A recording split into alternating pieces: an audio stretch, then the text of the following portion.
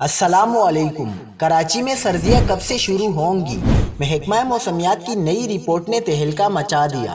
क्या आप हालात हाज़रा से आगाही हासिल करना चाहते हैं? खबर के पीछे छुपे असल हकाइक जानना चाहते हैं तो अभी सब्सक्राइब कीजिए जिलमिल पाकिस्तान को और साथ ही घंटी के निशान पर क्लिक कर दें।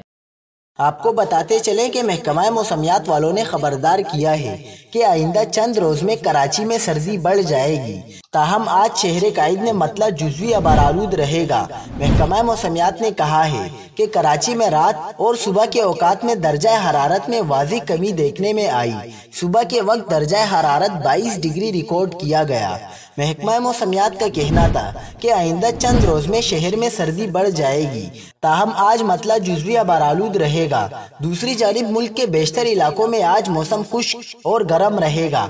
महकमा मौसमियात ने आइंदा 24 घंटे में कराची, लाहौर, इस्लामाबाद, पिशावर समेत मुल्क के बेशतर इलाकों में कहीं मौसम खुश्क तो कहीं गर्म रहने की पेशगोई की है। महकमा मौसमियात का कहना है कि कश्मीर और गिलगित बल्तिस्तान समेत शुमाली इलाकों में मौसम सर्द रहने का इम्कान है।